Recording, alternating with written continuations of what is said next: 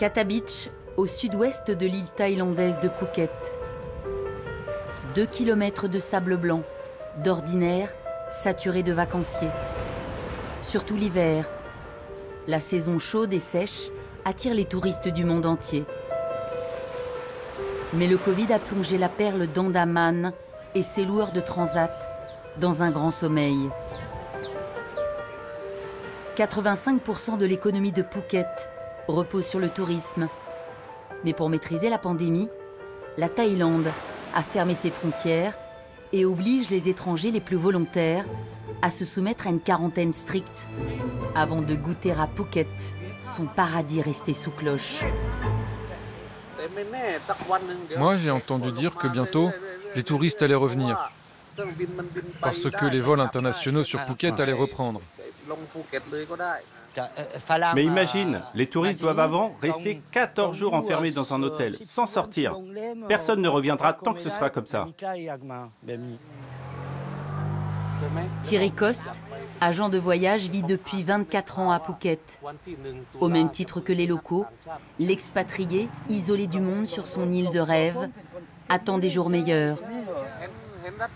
Moi, j'ai entendu dire que le gouvernement avait commencé à vacciner le 14 février, le jour de l'amour, la Saint-Valentin. Oui, ils ont commencé. Mais il y a 70 millions d'habitants en Thaïlande. Ça va prendre du temps de vacciner tout le monde. Le gouvernement a annoncé que la campagne sera terminée en décembre. Mais pas de cette année, de l'année prochaine.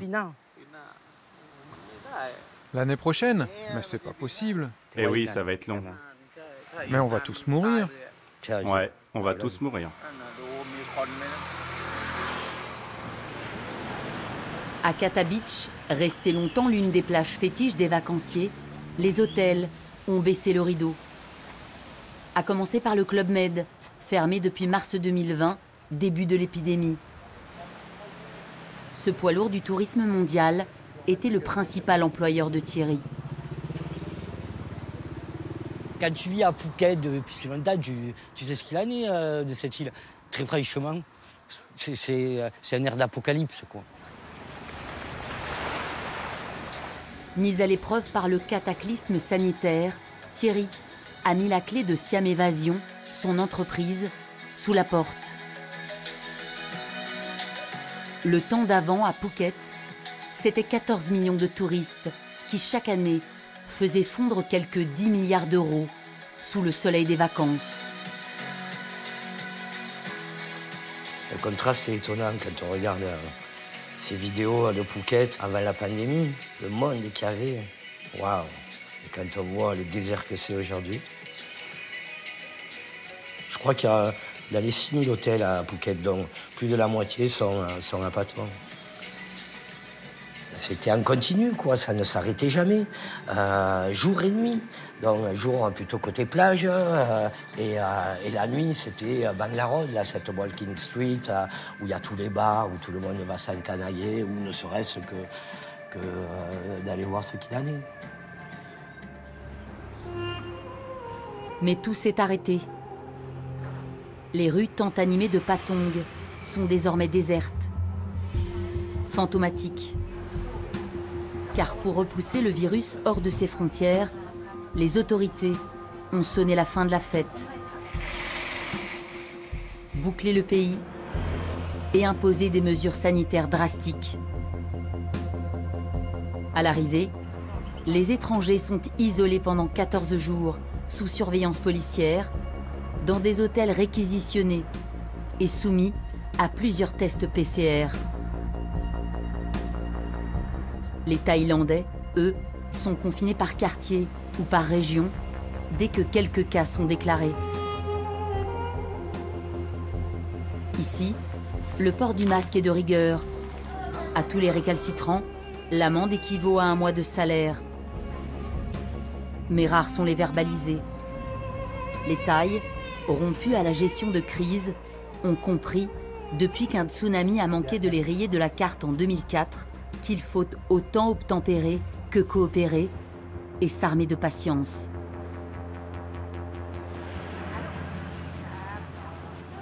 À Patong, les cohortes de touristes ont laissé la place à des foules beaucoup plus tristes, celles des Thaïlandais, qui attendent leur ration journalière de nourriture.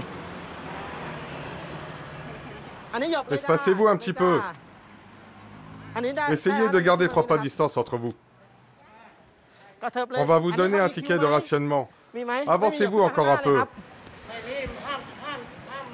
Kunpati est le gérant d'un hôtel qui lui aussi ne reçoit plus aucun touriste. Mais il a gardé une partie de son équipe de cuisine pour assurer ses distributions alimentaires.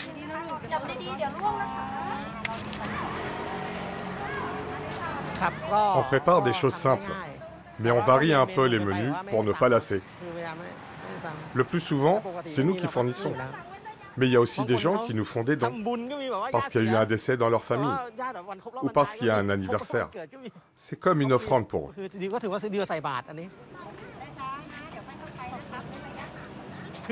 La générosité est au cœur de notre culture, quelle que soit la situation que nous traversons.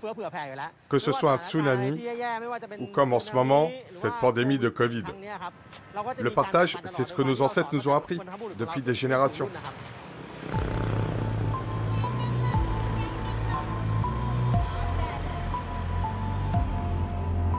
Le gouvernement du royaume de Thaïlande, lui, n'est pas franchement au chevet de ses concitoyens. Les plus chanceux, mais également les plus rares, inscrits au régime de la sécurité sociale, ont perçu une indemnité de 130 € pendant 2 mois lors du premier confinement. Puis, plus rien.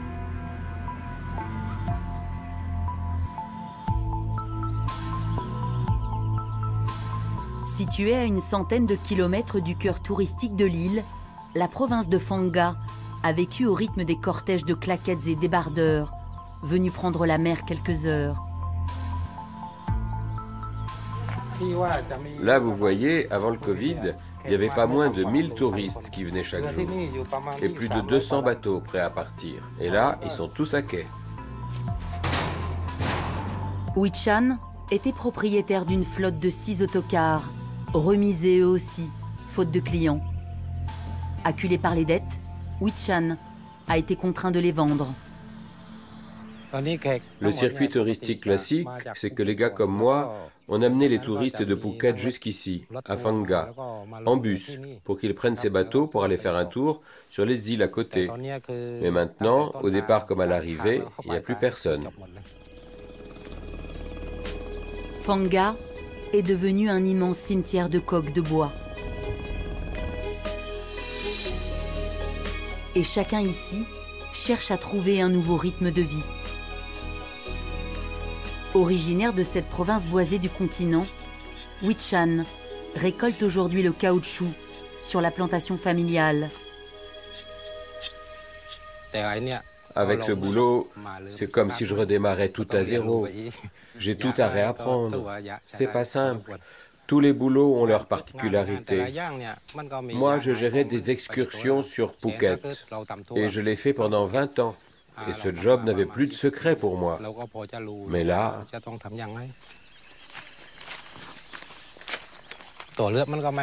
De toute manière, j'avais pas d'autre option que de retourner à Phang Nga.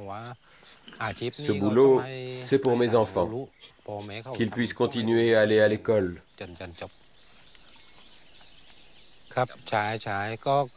Et je me dis que j'ai quand même de la chance. Mes parents ont encore une terre qu'on peut exploiter. J'ai encore des revenus. Comparé à certains de mes amis qui ont perdu leur travail et qui n'ont plus rien, j'ai de la chance.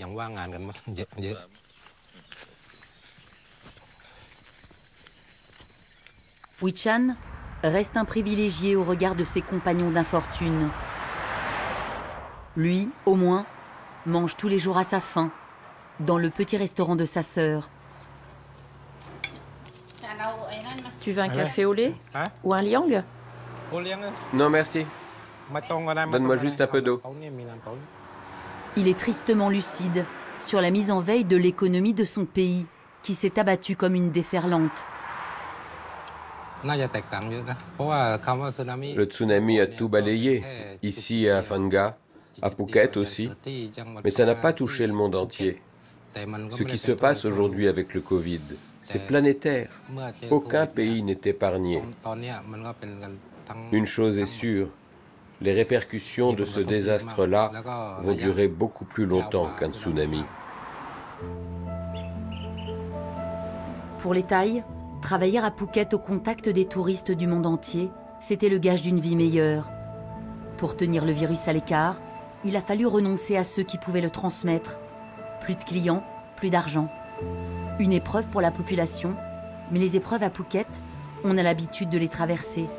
Alors, on ne s'apitoie pas sur son sort, on organise ensemble la vie d'après. Près de Talong Road, Sel et sa femme Home font eux aussi figure de résilients. C'est dans le monde entier, quoi, le Covid. C'est pas que la Thaïlande qui est difficile. Hein? Sel parle anglais et un peu français. Un sésame au pays du tourisme de masse qui lui a permis de bien gagner sa vie. C'était avant, quand il faisait le guide pour les vacanciers. Depuis la fermeture des frontières, il s'est mis en cuisine et aide sa femme à confectionner des guichailles, une spécialité de Phuket. L'argent qu'on gagne en faisant nos raviolis, les guichailles, ça suffit juste pour acheter à manger tous les jours, pour envoyer nos enfants à l'école, nos 2 enfants. Et puis, il n'y a pas que ça. Ça aide aussi à régler les factures d'eau, les factures d'électricité. Ça allège un peu le fardeau. Oui, mais on est obligé de vendre tous les jours. On doit travailler 7 jours sur 7. Sinon, on n'a pas assez pour vivre. Avant, on n'avait pas ce rythme. Maintenant, on ne peut même pas prendre un jour de repos. On doit se contenter de moins. Travailler toujours plus dur qu'avant pour gagner moins. Tous les jours pour gagner moins.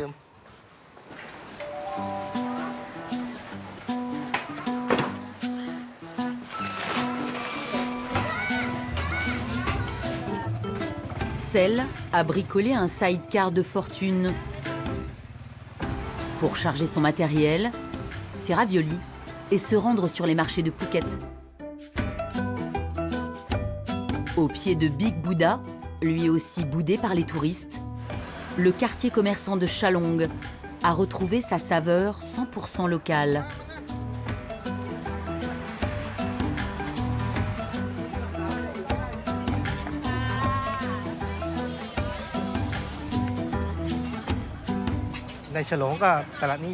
Le marché de Chalong, c'est un grand marché. On fait pas mal de business ici. Avant le Covid, c'était bondé. C'était le meilleur endroit pour faire des affaires. Il y avait plein de touristes et depuis la pandémie, on survit. Beaucoup ont perdu leur travail et tout le monde s'est mis à vendre. Les chômeurs sont devenus des commerçants de rue. Il y a plus de vendeurs et moins d'acheteurs.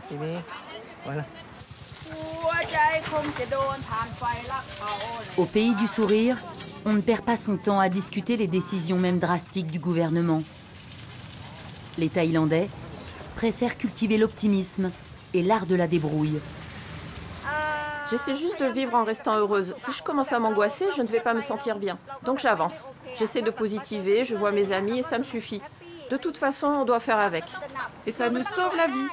C'est pour ça qu'on l'accepte. Oui, l'économie du pays est au plus bas. Mais les gens sont en vie. C'est quand même mieux que d'autoriser des étrangers à venir dans notre pays et nous contaminer. Qu'est-ce qu'il y a dans cela? Cela bambou, la taro, la patate douce. Tu peux me faire un mélange pour 50 centimes? Oui, je les mets ensemble. Et l'équation est payante. Le royaume de Thaïlande peut s'enorgueillir d'afficher son insolent bilan Covid. 25 000 contaminations seulement, en un an. Et 80 décès, dont une petite dizaine à Phuket, depuis le début de l'épidémie. Vous voyez, on garde espoir. L'épidémie va passer et tout ira mieux. En attendant, tout le monde s'entraide. Les clients viennent acheter chez moi plutôt que de dépenser dans les grands magasins. Pour soutenir ces marchands éphémères et les consommateurs locaux, le gouvernement thaïlandais a mis en place une mesure de remboursement des achats réalisés dans ces petits commerces qui en ont fait la demande et qui l'affichent fièrement. C'est le projet qu'on appelle donnant-donnant. En fait, on a tous un portefeuille de 100 € par personne et par mois. Cet argent, on peut le dépenser uniquement chez les petits commerçants à raison de 4 € par jour. Par exemple, les gens qui dépensent aujourd'hui 4 € chez moi, le gouvernement leur en rembourse 2.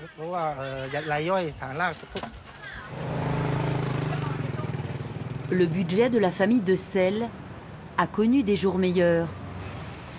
C'est combien pour ces colliers? C'est 70 centimes chacun. C'est pour votre grand-mère? Non, c'est pour apporter au temple. Je vous en mets combien? Pour autant, sa femme Aum et sa fille Pali n'ont jamais renoncé à leur achat d'offrandes avant d'aller au temple.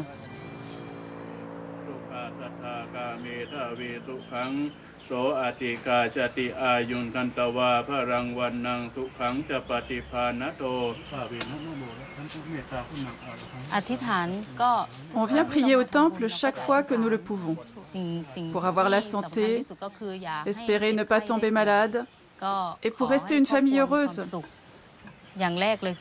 Notre religion nous apprend à lâcher prise. Ça ne sert à rien d'être angoissé et stressé.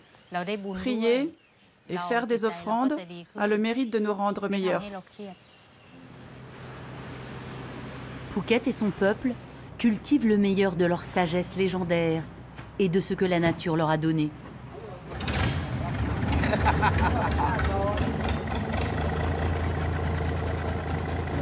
La mer reste le principal garde-manger des habitants de l'île. À Mudong, au sud-est, Lot, Kei et Bang partagent les frais d'essence d'un bateau en espérant remonter du poisson au bout de leur ligne.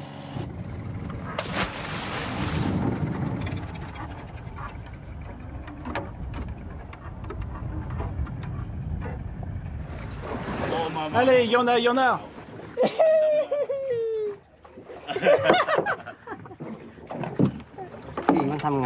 Ça, ce poisson, les gens adorent ça. C'est du mérou. Moins de bouches de touristes à nourrir, c'est la garantie d'une mer plus généreuse.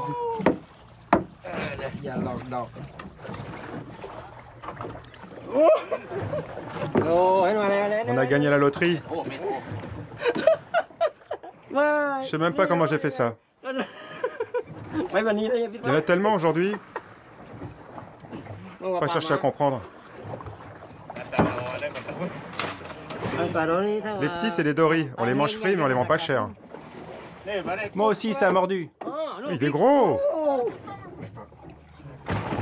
Ah, c'est super. On va le vendre cher, celui-là. Au temps d'avant, les 3 pêcheurs vendaient leurs poissons dans les restaurants. Ils se sont adaptés. Eux, ou plus exactement leurs femmes. Dans cette société matriarcale, celles qui tiennent les cordons de la bourse, ce sont les épouses. Dans le quartier de Than Thong, à Phuket Town, Saja, la femme de Kei, est en charge de la vente de la pêche. Et tout se fait via les réseaux sociaux. Une fois que j'ai posté les photos sur Facebook, il ne me reste plus qu'à attendre qu'un client me contacte. Mais bon, aujourd'hui, on va mettre un peu plus de temps à vendre. C'est le nouvel an chinois. Les gens sont dehors. Ce qu'on a là, j'espère que ça va partir. Très vite, les lignes sonnent. Oui, bonjour. 500 grammes? Oui, vous m'avez contacté via Facebook. Vous voulez 1 kilo? Il y en a beaucoup qui veulent du mérou. Kei et Saja auront vendu tous leurs poissons en une petite heure et gagné 16 €. Livraison comprise. À Phuket, la mer est une source de revenus pour les plus modestes comme les plus fortunés. Kim, propriétaire d'un restaurant de luxe à Phuket Town, essuie également les revers de la crise sanitaire. Les clients sont plus rares et les crustacés qu'il propose à sa carte, certainement les seuls à s'en réjouir. Attrape-moi 3 ou 4 comme ça. Et une grosse aussi. Oui, une grosse comme ça. J'en voudrais 5 comme ça. 1, 2, 3. Regarde celle-là. Elle doit faire au moins 1 kilo, non?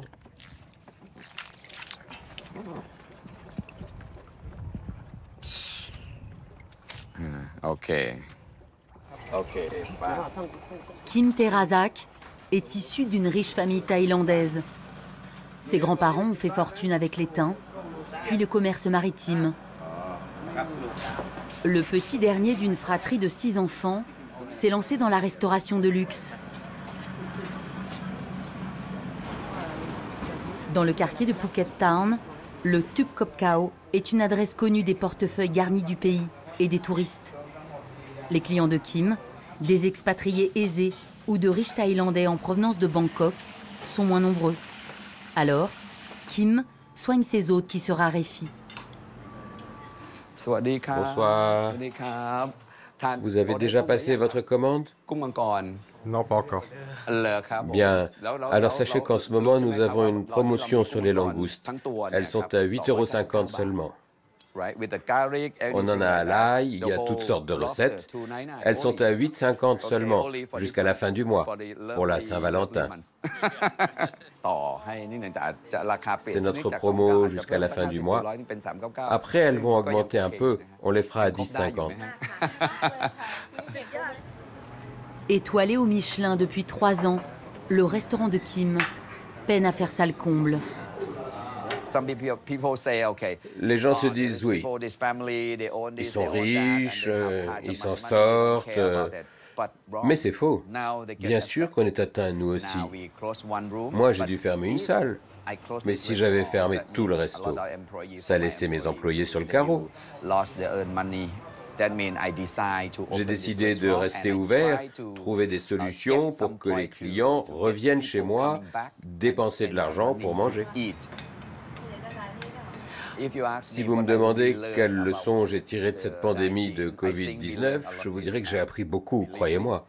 Je sais que les locaux dont je fais partie, tous ceux qui font du business à Phuket, on sait maintenant qu'on ne peut plus être mono-business, n'avoir qu'un secteur d'activité pour survivre. Avec le Covid, Phuket en a terminé avec le tourisme de masse et chacun se réinvente. Tout comme certains restaurants, les établissements hôteliers les plus huppés soignent leur clientèle de luxe pour ne pas fermer boutique. Le plus connu d'entre eux, au sud de l'île, le Sripanoa, un complexe 5 étoiles, a trouvé la parade. Il propose des séjours quarantaine à 1 500 € la nuit pour ceux qui auraient les moyens de se rendre sur l'île thaïlandaise en jet privé. Un scénario bien sombre qui laisse entrevoir ce que Phuket devient, la destination exclusive des plus riches de la planète.